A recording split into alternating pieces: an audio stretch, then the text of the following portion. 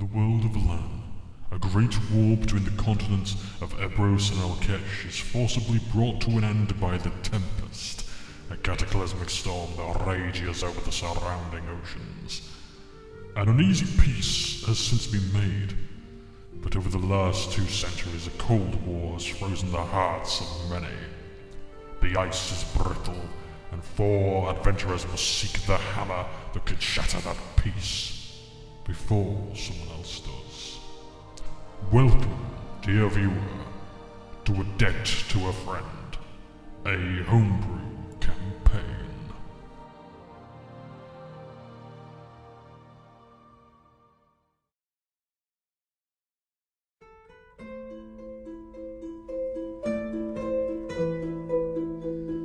Session 6 of A Debt to a Friend feels like one of those sessions where you've leveled up and the DM's just giving loads of attention to every single character and all their multi-classing stuff, or it's their 3rd level subclass and whatnot.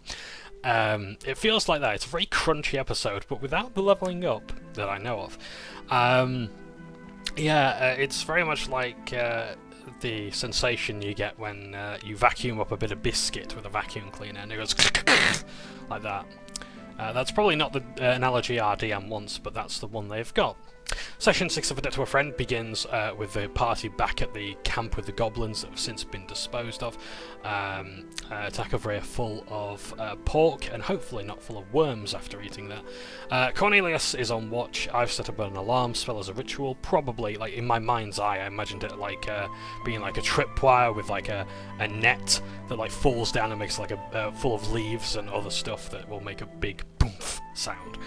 And make it very clear that something is coming through the southernmost entrance that the party had entered to get here and face off with the goblins and the bugbears. Meanwhile, I'm taking up residence at one of the northern tents, and Takavria is also just keeping watch, doing his patrols and contemplating the mysteries of the Raven Queen.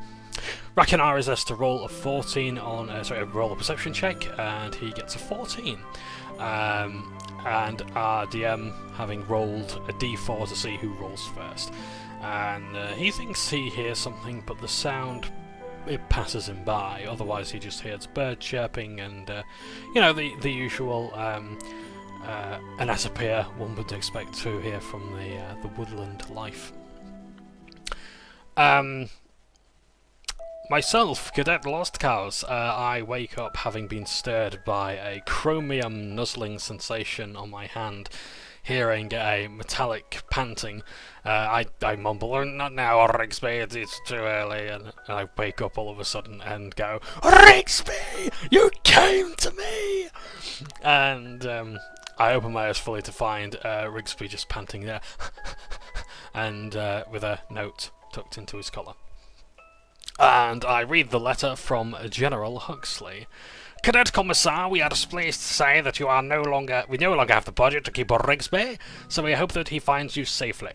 Yours, General Huxley."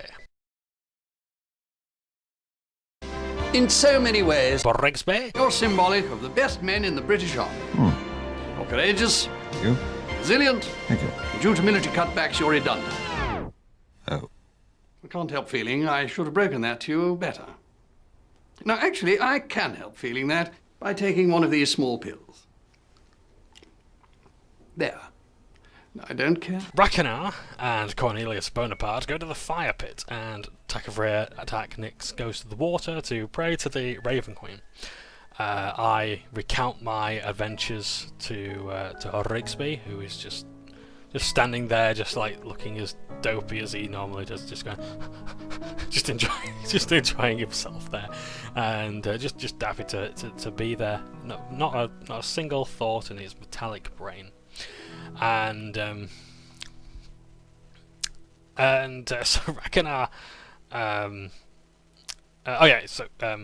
Rakenar is, meanwhile, Rakenar is looking at the surrounding areas, and with a perception check of 10, he notices that the corruption is not as present.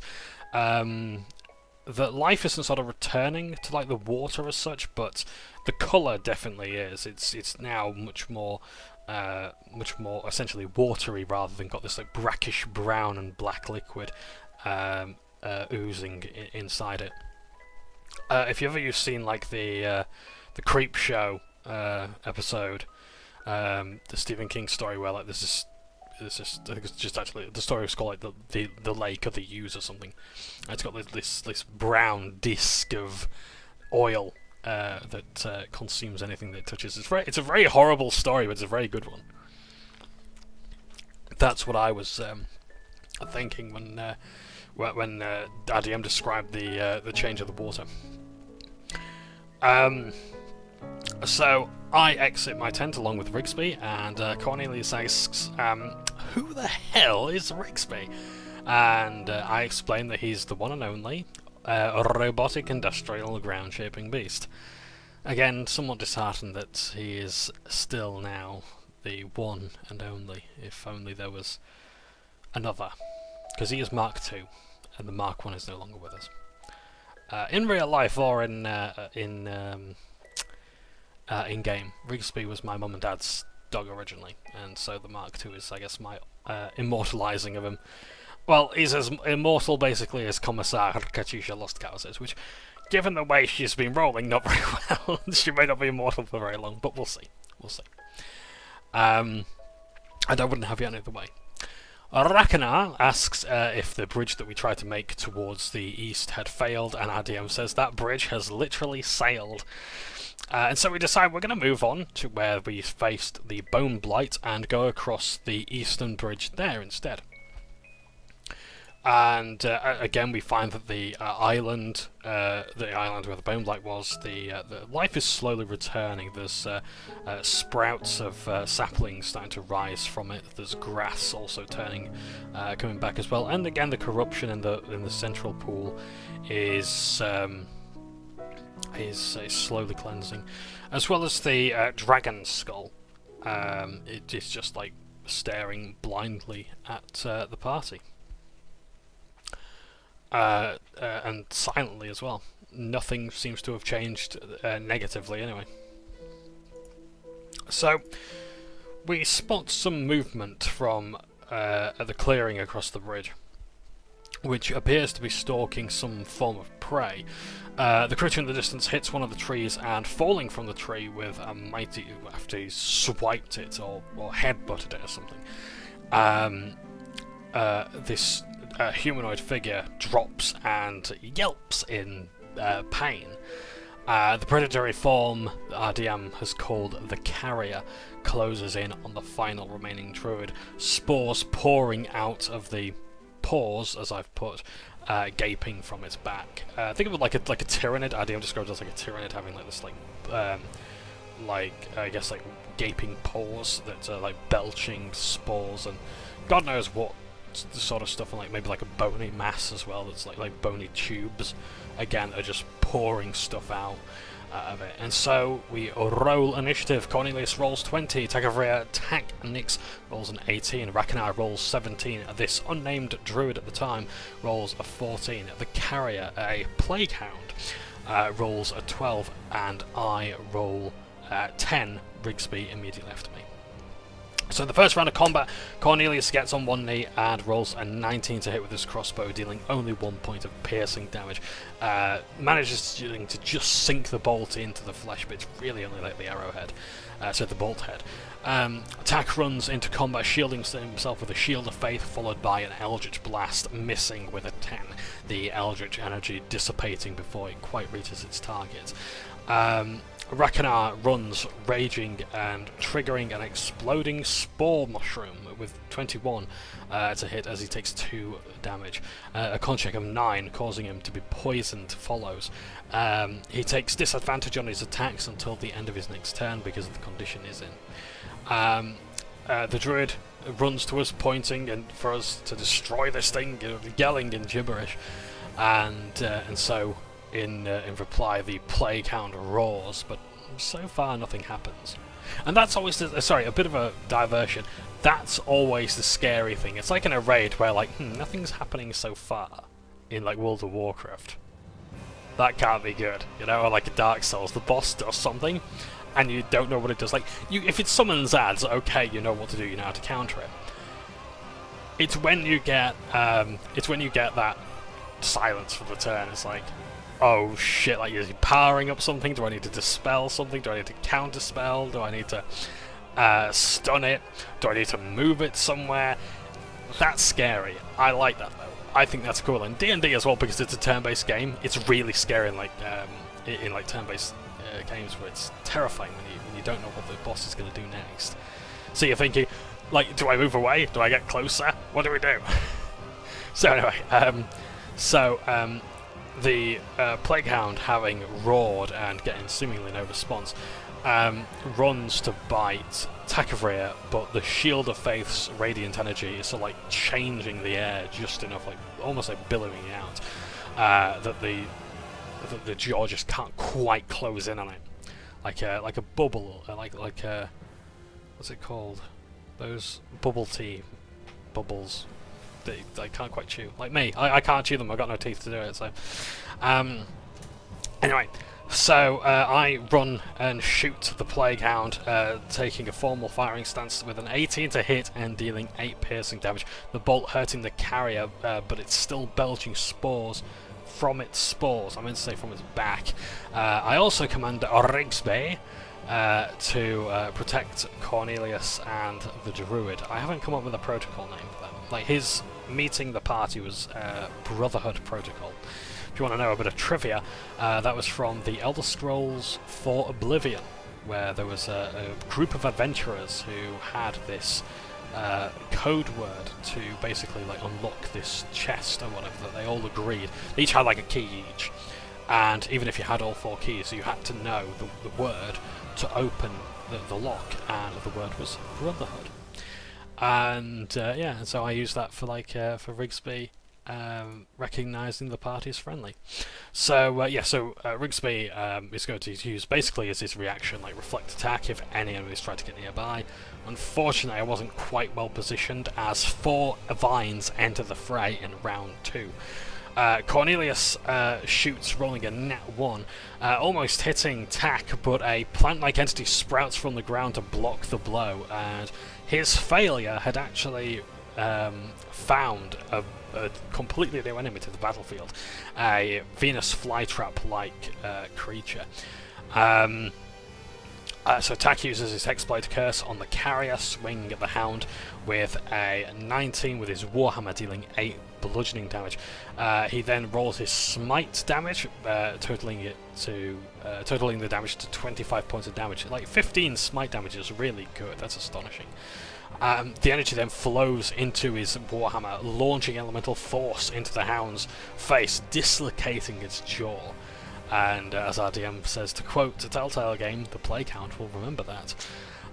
It must also make a Constitution saving throw for being in front of the Plague Hound, as its noxious presence is like sort of diseasing and poisoning those around him. He rolls 12 to succeed exactly what is needed against its noxious form.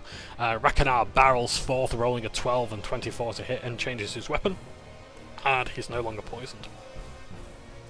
The Druid, trying to recover, uses Entangle to hold down the Plague Hound. The Plague Hound.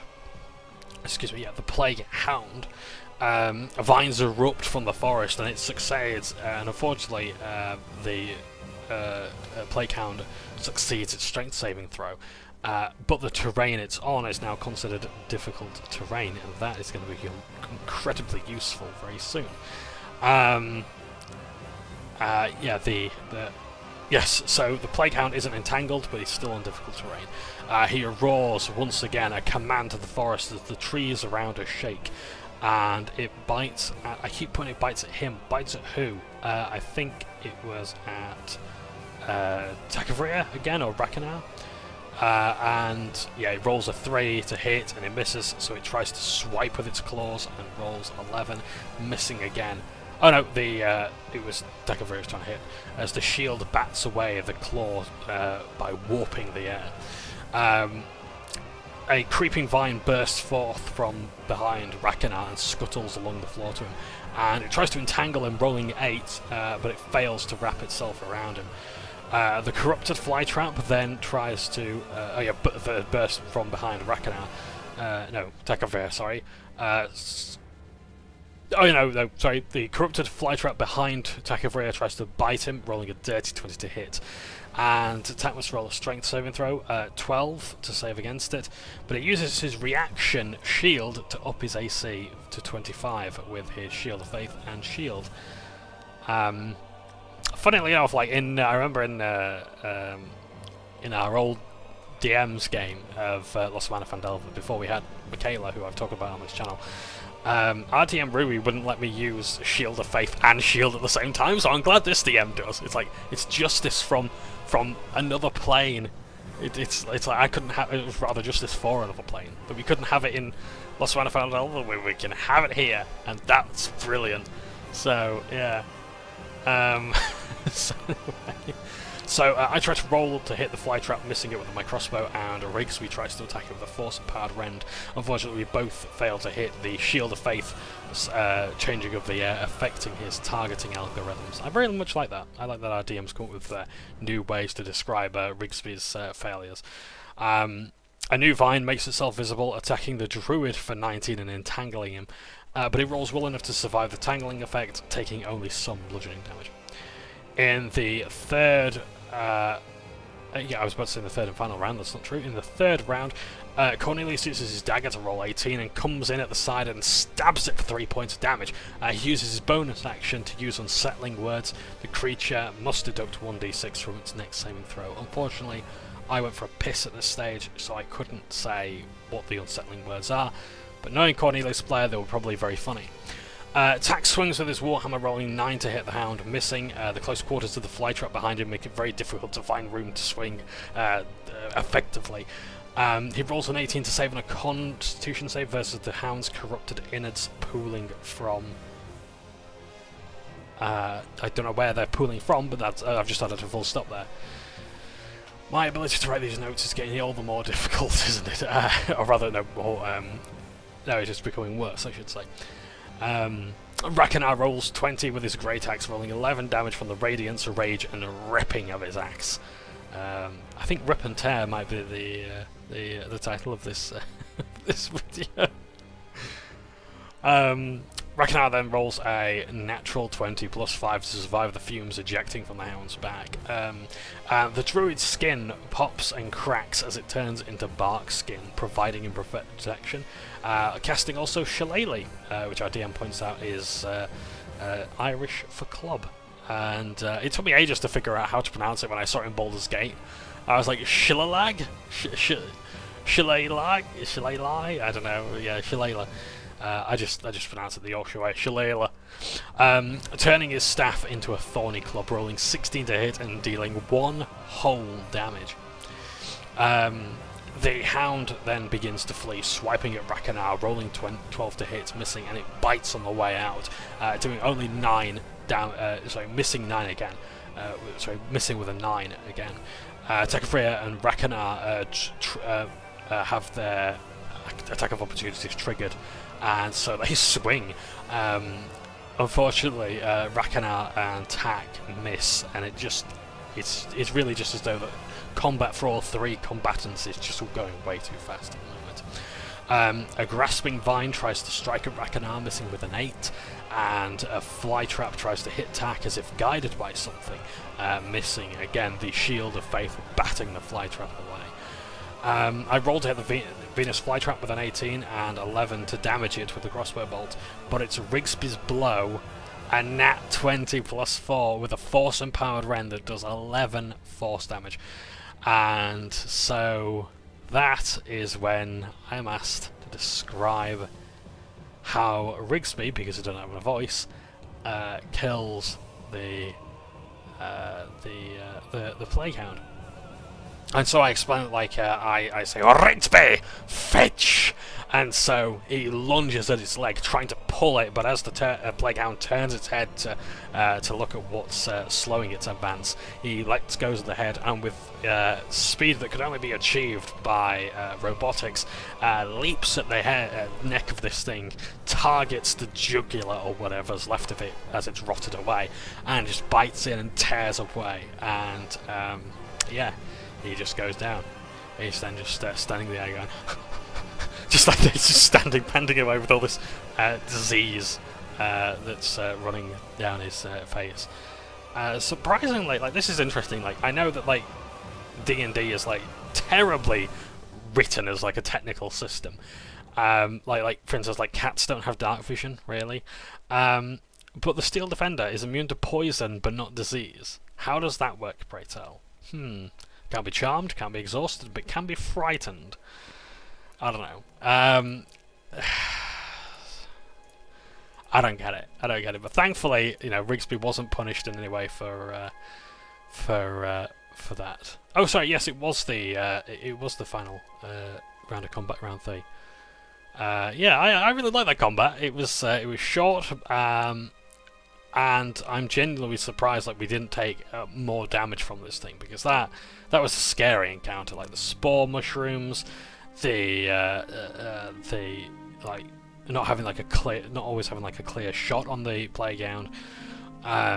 Yeah, it's like and as well like the team persevered. Like they knew who the big bad was, and they focused on that one part. You know, helping out the druid as well. I have to say, Cornelius did a really good job as well. Like, because no one else was able to help the druid. Well, I mean, I don't have an excuse for that. I think I was just hungry for a killing blow, and I got it. Well, Rigsby did, so I'll take that. You know. Yeah, so yeah, I'm pleased with that combat, and like I say, I do love like diseased enemies and this sort of thing, and the description as well of like how they're like a tyrannid almost was incredible. So yeah, so Cornelius encourages us to beat the vine to death just to be sure that it's beat the vine to death just to ensure that it's dead. He's also kind of like freaked out by the bark skin as well, wondering if like this is the sort of mutations that the goblins went under, and he's starting and like the druid just bludgeoning it to death. After some memeage, the druid thanks him profusely, but Cornelius modestly tells him to thank the rest of us for holding off the hound. Cornelius is told of the druid's master, and that the druid should take a seat. Son, I don't know how to tell you this, but he's not with us anymore. And the apprentice here, mentioned in the note before, says, "No, the forest! To think we dedicated our lives to this, and this is how it ends." And he's distraught. He's not crying, but he's clearly exhausted by the news. Takafre rolls a 5, 3 + 2 for insight, finding no evidence to suggest that he's not fully upset by this news. The druid is in his early 20s. He's human, has pale skin, and appears very bookish. He has scrolls and pouches and other such accoutrements or paraphernalia for his work. Tack, brushing off the subject, asks about the quickest way to Oxglen, and the druid is despondently staring at the ground, and it takes a few attempts of hey buddy, hey. I just reminded of Bill Hicks' sketch there, to get his attention. He has a stare that goes like straight through him. It's like a 1,000-yard stare, and he's clearly traumatized about what's happened. And the apprentice says, if you go through the thickets, it'll take you to Oxglen in about an hour or two. Tack asks how this came to be, with the druid not fully there, shaking his head. I don't know, we heard whispers and rumours, but I'm not certain. Like, maybe someone in town might know. Tack then, Cornelius invites him to the party, at least just to the journey to Oxglen. And Tack asks for his name. My name's Aravis. Tack says he must have a tale or two about how he escaped. More luck than judgment. It may be retconned later that the note was about investigating rumours of a summoning ritual. So that's good to know. I roll a 17 medicine check to investigate the corpse. It appears to have once been a wolf that's corrupted beyond recognition. Its pelts molted and shed, and it's more plant than animal now, as the spores have spread all over it. Rakanar swings with his axe to sever the head, and he turns the axe into a long sword and carries the head on the end of it. Tak takes the druid's cloak and wraps the head in the cloak. Cornelius asks him to have some decency. Tak then tells him that the druid had survived vines, goblins, a bugbear, and a hound, and that he doesn't believe the druid's innocence. There was some really good roleplay here between those two. I'm very rarely good with confrontation, but like that was incredible. And I like that those two had. I do like Cornelius and Rakanar as well have had this moment. They're a group that gets on brilliantly with each other and have the confidence to see those roleplay moments too. So kudos to them. So Rakanar rolls an insight check one last time. And so he rolls a 3 for insight, 2 + 1, and checking over the druid one last time. He is cut and bruised, but there's no signs that his arrival here was staged. Cornelius tells tales to the druids as we make our way through the forest to Oxglen. And after an hour or two, we finally arrive.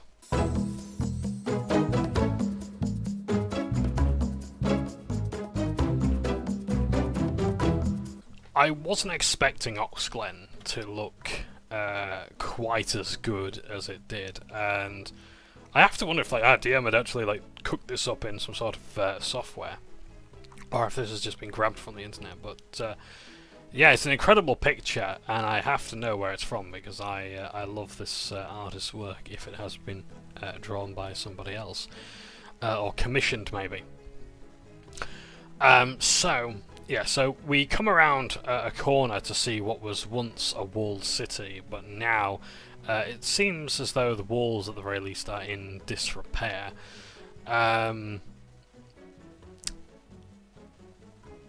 What was once a former trading post has now turned into a community. Druids selling wares to travellers and passers-by, and life here seems slower than just about any of us know. In Oxglen is a trade quarter, a constabulary, a brewery, a druidic enclave, a druidic enclave, and a castle surrounded by a lake. Cornelius asks if Aravis knows anyone here, and he points to the druid quarter. He has friends and family who live over there. I'll probably have to tell them about Osin. Damn it! Thanks for bringing me here. It may seem hollow, I don't have much, but if you want something, I can probably get it. Osin, or Osin, being the person on the note that we found before we got to the druid camp with the goblins and the bugbear. Cornelius asks him to buy the first round for the party at the tavern, and who knows, maybe Rakanar will smile at him. And Aravis smiles, knowing that perhaps he's made some friends here. And so he makes his way to the druid quarter. We consider our next move, and so we go down the Discord list as to who wants to do what. Tak will go to the druids, followed by the inn for food, and then Grigori's place. Grigori being the merchant in session 2 the party had met and rescued. Rakanar wants to go to the druids, buy a bird, and then go to Grigori's place. And Cornelius wants to go to the inn and eat, and then go to Grigori's place. Rakanar as well also wants to go to the brewery, and I wander around town just to get a feel for the place and the people, see if there's any trouble that perhaps a commissar, or rather cadet commissar, can resolve, and then go to Grigori's to buy stuff. So we all agree that basically we're gonna go to Gregori's after we've sort of had our nice little roleplay moments around town. So, Ragnar rolls a 9 to get to get some goods at the brewery, and he finds himself drinking this mug of a mix between ale and stout. So he's rather enjoying his little visit there and trying a few things out. I don't think he needed to make any constitution checks or whatever, but I think he was like taking things rather slowly there. Takafre asks about the leader of the place and is pointed to Tador in the tower. He's not much of a leader here, but he is the eldest druid in the enclave. He tells of the letter that we found on the dead druid named Otrix, recounted the story of the goblins, the hound, and Aravis. The hound's head thumps onto the floor, reeling and unraveling as the story is being told. And the elder says that to the apprentices to bring Aravis or take him home, saying that we look after our own. Tador says that this is far beyond anything of his own skill, and he asks that Tak was sure that this was found in the forest. He doesn't have much to offer, but he must reward Tak for dealing with the accursed blight. He takes a box, a nice wooden box, and opens it up, offering coin from the alms box. Tador senses a lot of anger in Tak and looks through one of the holes of the windows of the tree tower, seeing Aravis being fussed over. He has a lot of potential and is to be trusted. Do not distrust Aravis. You must not distrust Aravis. There are apparently many circles popping up in the forest, but Aravis and Otrix mean well, or meant well, and they did save one of his own. It's the least I could do, and you did save one of our own. It's the least we could do for saving one of them. Now, I forgot how much gold was in the arms box. I imagine our DM will clue us in at some stage. If Tak even did take it, I didn't quite catch that, I'm afraid. Ragnar, Tak, and Cornelius go to the inn to have a look at the menu, and they find a lot of vegetarian options with ales, cheeses and eggs being the most prominent source of protein on the menu. The party eats, having a bit of chatter, deciding what they're going to do next, and Ragnar then decides that he's going to look around for a bird of prey, struggling but eventually coming across a hunter's lodge where some birds are being reared. And so there's mostly hawks and falcons, but there's also a rather grand eagle. I think there is actually like a grand eagle stat block in this game, and that would be like a massive one, like the size of several houses. So no, that's not what he's got. He won't be able to fit that on his shoulder. As broad shoulders as he is, I'm sure. So he wants the eagle, but he wants to pay a bit less for it. He doesn't like really lowball, and I have to give him respect for that. And yeah, he says, I want to buy it for 125 gold pieces, and so he rolls 14 persuasion to haggle it down, and the trader agrees. It's a fair bargain. I'll do that for you. The DM says, I want you to look at this guide on falconry and know how it works by the beginning of next session. Pulling Ragnar's player's leg, and but no, for real, he did actually get like a book on on falconry for like in the D&D setting, for Ragnar's player. So that was good. Yeah, those nice little supplements to go with your character are really good. Yeah, I do like reading for like my character. For instance, like for Garvel Grimhammer, I tend to like go up the graves. My partner as well, my darling Larissa, she's really big on like the history of burials and such like that, especially like Victorian era and such periods. And yeah, she's always giving me like lots of little hints for role play and such like that. So that works. It's just a shame I don't really put them to use, but yeah, I imagine Ragnar will easily do so. Anyway, so Ragnar spends some time to bond with his new eagle and casts Speak with Animals, thanks to his beast totem ability. He feels an understanding, an intuition, and the speech comes naturally, and introduces himself to the eagle. He says Thaddeus is what that man called you, but do you prefer a different name? You may call me Nero. I must admit this is new to me. You two-legged ground walkers have never deigned to talk to me. Will you release me from this prison? This is new to me too, but I have a proposition if you'll hear me out. I don't suppose I have much choice now, do I?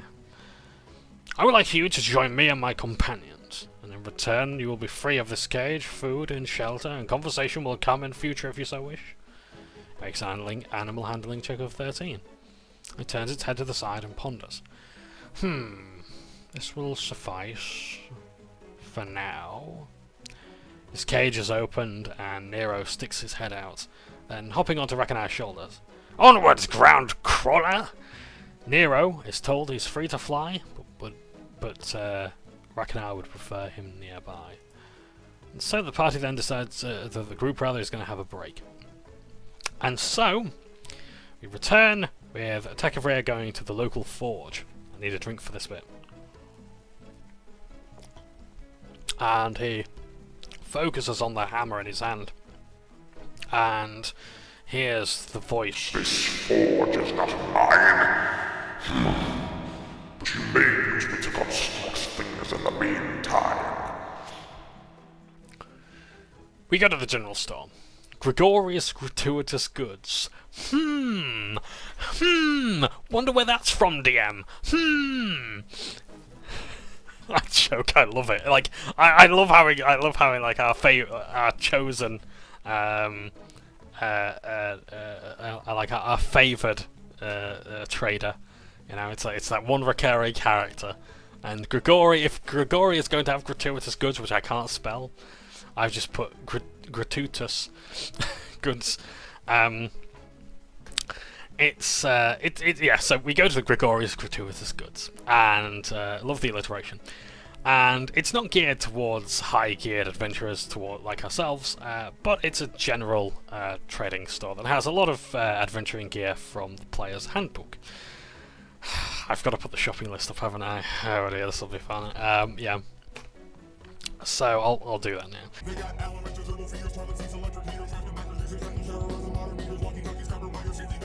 And so the party sees me running around like I'm in supermarket sweep. Rigsby following behind, labouring with a basket that's getting fuller and fuller and fuller. And Cornelius searches for the family, and Alicia, Gregorius' daughter, runs over for a hug.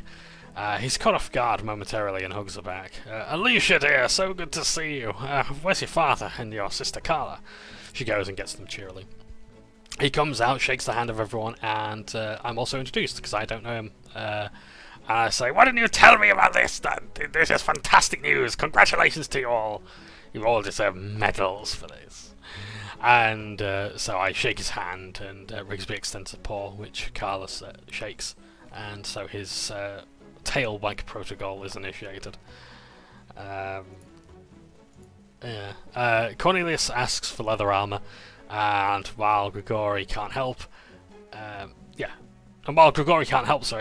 he does come back with something for him in particular, a book. And Grigori says, I've got some bits and pieces that I don't normally sell, just there to prop up the shop, and hands him a tome of melee. Songs of praise and joy. It's full of various tunes throughout the ages, with tips on songwriting and creating lyrics. It's all about the creative process of writing music. Either I need to buy this, or I wrote this myself. Cornelius thanks him, and but the book is given for free, so he doesn't have to pay for it. That's awesome. So, Grigori shows us his other wares, and we're given like a list of things. I've only written down a couple of these. In fact, let me bring up the Discord where it was. That's not where it was. Okay, so he has a +1 longbow, an astral shard, whatever that does, a potion of healing, a rope of mending, a tankard of sobriety, a potion of hill giant strength. Now, if it's like the belt, I would have taken that easily. I would have scrapped everything on my list for a belt, but no. No, that would have been way too powerful as well, like level 4. Yeah, like upping my strength to 19. No, I don't need that. No, especially not when we've been given like a free ASI on feet at level 1. And as well as superior, a potion of superior healing. I'm curious as to what that astral shard is. I haven't looked that up yet. But the rope of mending sounds really cool, and like the tanget of sobriety as well was like one of the magical items that I wanted to make as an artificer. And I have actually heard that like that is the correct pronunciation, artificer, or artificer, which is a shame I prefer artificer, but still. Anyway, so yes, it's got some really good goods, and our DM had practically underpriced these and had to make some considerable changes, and that's fair enough because like he was asking for like 190 gold pieces for this +1 longbow, which is really good. But he said he was going to sell it to us for about 900 gold pieces, because it's normally priced at 1,600 at any other shop, which is fair. Takafreya asked about the superior potion of healing, 8d4 plus 8. Normally sold at 300 gold pieces. Normally sold for 500 gold pieces. Grigori can sell it for 300. Takafreya's looking for a glaive as a potential weapon to use, but he would either need to make it himself or find someone in a bigger town who sells one. Cornelius buys himself 2 potions of regular healing, or rather 2 regular potions of healing. Reckonar sells his quarterstaff for a silver piece, as the man's being fair to us. He like gives a bit extra. He'll take a bit less for it, rather, because Grigori's been good to us so far. And Tax sells the vicious dagger as well, and Grigori stops him, saying, "Look, that's worth a lot. Like, if you're sure, I can take it. Like, I'll give you like 352 gold pieces, because it's a magical dagger." And so he sells it, and we get like 88 gold pieces each, and like which brought me up to like around 100 gold pieces after I'd bought everything. I think. Yeah, I'm pretty sure it did. And then I had to buy some extra stuff because I realised that I can't fit all this in saddle bags. So yeah, so I bought Rigsby like a saddle and a bit and bridle and all the sort of stuff that needed to ride him. Because I'm a gnome and I get to do that. I get to mount a dog. Like this sounds really strange. I do apologise. So moving swiftly on. Oh yes, I ask him as well about the scimitar that I took from the cultist, and he doesn't recognise it. So I pay for the goods and we march out. Our bags brimming with stuff. So we decide that we're going to go to the tavern, and Tak goes to bathe, and we've each paid about 2 silver pieces to eat and get a room. Get our rooms. Cornelius asks if there is a band, but there's no band in the town. There's like a resident, and you know, some people every now and then sometimes come up to play. And people are enjoying themselves even without music. Like, the atmosphere doesn't need it as such. There's a couple of druids and druidic folk here, as well as halfling brewers and caravaneers. Cornelius says that he can get some entertainment in here, and walks to the barkeep, and he says, "Hey, do you have any management in here, a bar owner?" The barkeep introduces himself as Kakum. "Well, Kakum, you've got some very well-known adventurers here, and I'd like to entertain the patrons with songs and rum. With song and drums." And so the barkeep tells a halfling, Guinevere, to turn over some of the crates and allow him to sort of like use them as a bit of a stage and stand up on them or sit. And so he performs. Cornelius sings of Reckonar the Merciless, the half-orc that could slay a dozen men with his great axe in one fell swoop. Tak the Indomitable, who can take the heftiest of blows, and the industrious Commissar, whose inventions will one day roll out of the assembly lines. Now, I don't know I know what an assembly line is, but Katusha doesn't. But it probably sounds like a good idea. In fact, she might actually name one of her weapons the assembly line. In fact, you know what? That's the name of a light crossbow. It's gonna be the assembly line. Yeah, I can name it after like industrial terms. Yeah, that's really cool. I like that actually. Yeah, industrial line. Yeah, because I was gonna say like I was going to say, like, whatever an assembly line is, it must have a tactical stock, because obviously Lost Cows Labs will not make anything without a tactical stock. And so, yeah, I think the assembly line is a good name for the light crossbow. I like that. So, yeah, so Cornelius rolls a 17, 11 plus 6 performance as the hubbub of the tavern dies down and people look to him. Some of the younger members of the audience look at him, wowed, and some drop coin at his feet. And through the accumulation of copper and silver just before him is basically a total of 1 gold piece. People applaud his performance and whisper among themselves excitedly, passing our table, and really enjoying our presence.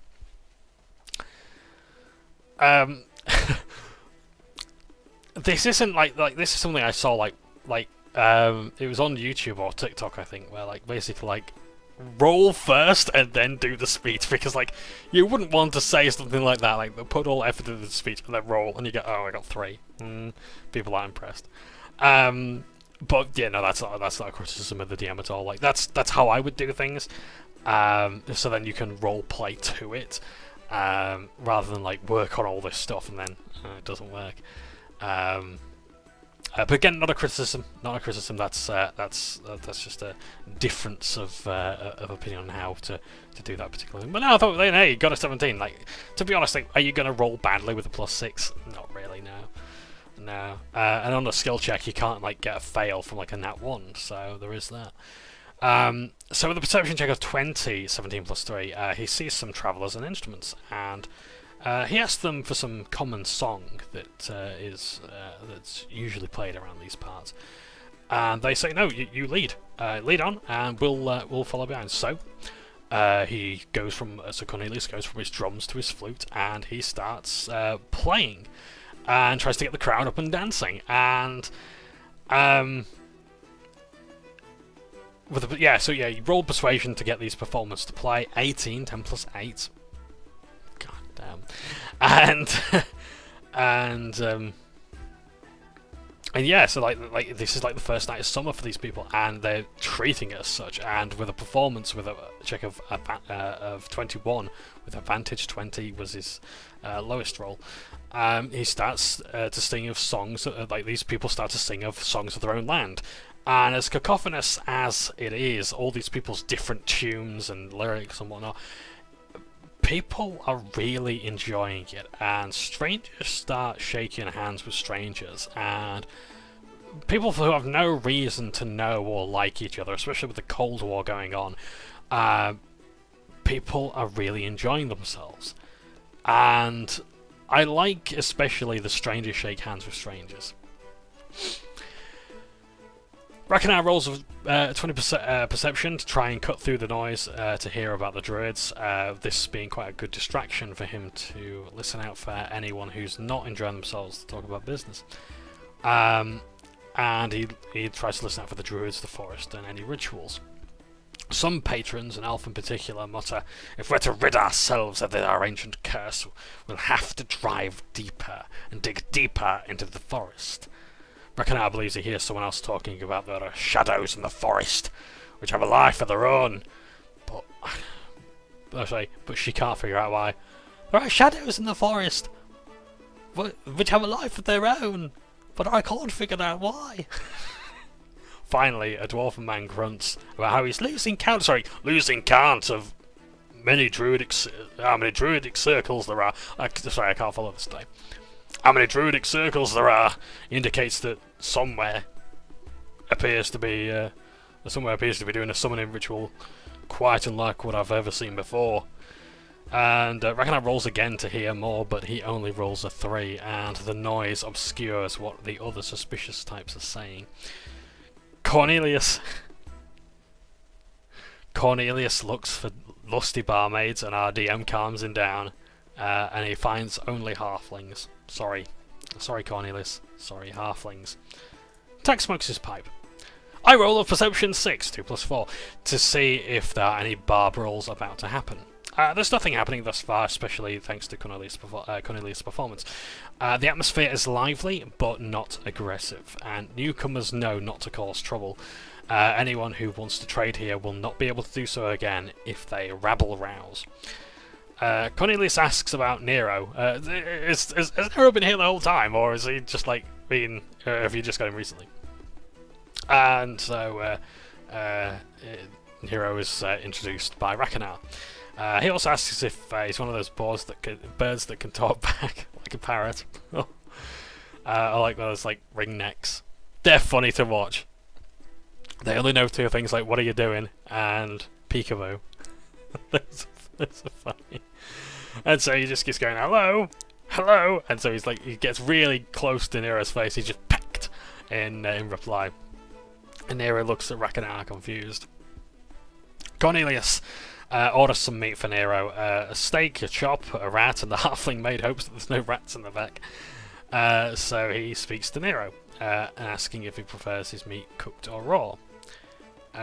He flexes his wings, going "Caw!" And he turns to Rakanar, and Rakanar has been casting Speak with Animals as a ritual, as it requires. And yeah, he starts to speak with animals, and Nero asks what cooked means. Raka explains: food held over a fire and heated, thus the opposite of what Nero likes. But he'll try cooked food. He's never really done it before, and so Cornelius hands Nero a... Oh no, sorry, Cornelius hands over a silver to the barmaid, letting her keep the change as a tip. And Cornelius says he'll include Nero in his songs. Raka translates. The people think he's crazy by squawking at the eagle in reply, but the patrons don't want to screw around with the Harkfolk barbarian. And so Nero says, "Well, we'll be friends a lot faster if he keeps his friends a face out of mine." Good luck with that, says Rakanar. The barmaid brings back an entire roasted pheasant 15-20 minutes later, and it's fairly well cooked, and it carves neatly. Not understanding, of course, it was just for the eagle. We take what we like, so we start just piling away plates of the stuff, and Cornelius pushes a plate of pheasant towards Rakanar, and Nero starts pecking off the plate, guzzling the food down. And apparently Nero likes cooked foods. And but his face is just stuffed with food, just going, those dragons, we're onto something. And so Rakanar engages in the conversation, saying, dragons. And Nero says, "Oh yes, the skies aren't just for me and my kind, Dragons, they're like eagles, but bigger and scarier." And Rakanar says, "Maybe one of those will join our party." And Nero shudders in fear. And he turns to Tak and says, "No offense." Now, Tak doesn't know what dragons are to Dragonborn, but IDM explains how when dragons are around an area, they start to their magic starts to influence the place, and Dragonborn can be born from kobolds or humans or other such beings. Simply because of the presence of the dragon. You might not even know there's a dragon in the area that's causing all these things to change the people around them. And so Tak basically concludes mentally they're like cousins, but twice removed. Nero tells of Thorin the Red, who lives in the mountains towards the east. Bit of a glutton, that one, always stealing the best sheep. He apparently lives in the Barrier Mountains, which our DM has explained to us in this session that the Barrier Mountains are what are between the Free States on the west and the Kingdom of Ostergarth on the east. He was quite a young dragon, probably a wormling, based on what Nero's saying. As we decide that we're going to get off to bed, we all get slaps on the back as the tales resonate with us, and we hear a hollow thud as someone tries to pet Rigsby, but there's no fur and only steel. Apparently anyone who tries to pet Rakanar gets pecked, but Nero does take some scritches on his neck. Or wherever you're supposed to stroke birds. I'm not a bird owner, I'm afraid. Cornelius, before long resting, decides that he's going to read Millie's teachings in his book. Rakanar leaves his window open for Nero, who perches on the window ledge. He takes off into the night shortly afterwards, being told that he'll see him soon. Takavria has his bath and then heads off to bed for his evening prayers. And I pry open Rigsby to see if he's been fed tripe, which is a big no-no, and everything seems fine. He's ingested a couple of things on his way here, like sticks and stones, and what appears to be a cigar. I tell him he's a good boy as he falls on his back, enjoying the rubs thumping on the floor. And Cornelius thinks that like there might be a fight going on down there because of the thumping. But I do take the cigar and I pocket that because I might use that for Katyusha's image later on as a figure of authority with a cap and cigar. Commissar Castro. So, we wake up and sunlight streams through the windows. Rakanai is awoken by a loud squawk, jumping up with a start as Nero waves his wings to him. And the two go to eat. Cornelius goes for a bath at the tavern, joining where the party is congregating. I remind the party as well that I bought them soap, if they so wish to use it. Rigsby keeps watch as I take a bath, and he turns his head 360 degrees like a owl as the gimbals, I believe it was said. I didn't quite catch that term. The gimbals haven't been properly tightened, and he shakes himself dry afterwards. For breakfast, we eat a lovely boiled sweet potato, eggs, fried wheat bread, and porridge. And so Cornelius not liking porridge. I love porridge, especially like salted caramel porridge. Delicious. Yeah, I give Cornelius porridge to Rigsby. Tailbag protocol has been initiated according to the DM. And there's only a few people here, and we're by the windows at the centre, and we contemplate our next move while Tack remains in his room to pray. Rakanai must rig a Constitution save of 24. He feels a thunderous burp coming on, but he manages to contain it. Nero flies up to the chandelier, glaring at everyone, and Tax says Tax player says he's starting to sound like Tack. Just then, Tack joins us and asks for scrambled eggs and sweet potato, and he feels a strange modicum of understanding as he eyes Nero.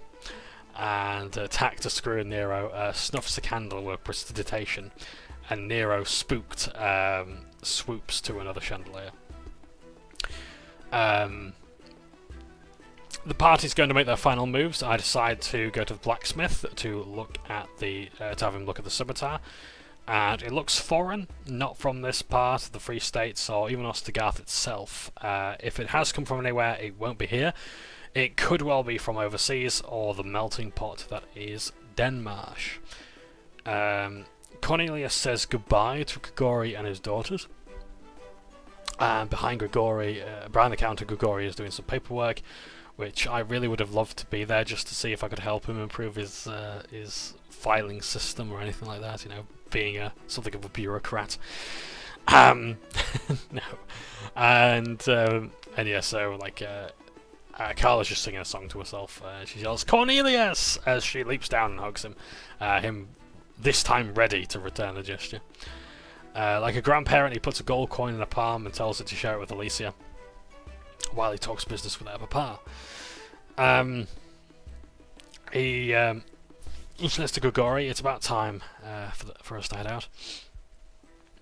And Grigori says, "I wish you the best on your travels, and stay safe. And I hope the book comes in handy." And Cornelius asks about the book's origins, and it just came from an ordinary trade.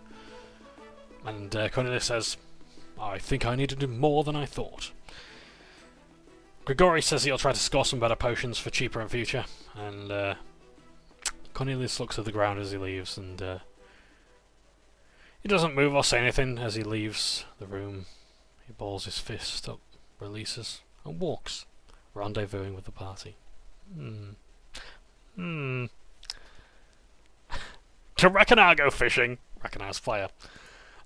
So with my help, I managed to fashion a spear out of some sticks, and I actually make him. I don't just make him a stick. I make him the STICK, the scoped trout identifying catcher killer, which has a scope, a stick, and a tactical folding stock. And with a survival check of 15, he manages to catch some trout. Well done. And so, we decide that our next move is to go to Little Water. It'll take a couple of days for us to get there, and so we decide that we're going to go on the road, because I was actually thinking what would Ragnar prefer to us to go to the forest again, but no, I think he's had his forest fix, and he's had his nice little bit of mixture of civilization and woodland life in Oxglen. So, yeah, so we decided that we're going to go there.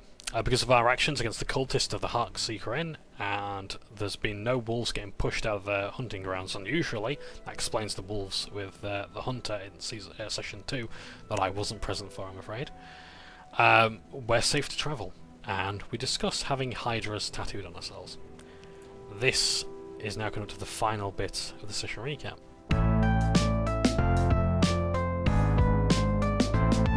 Cornelius wakes up in his tent on the side of the road.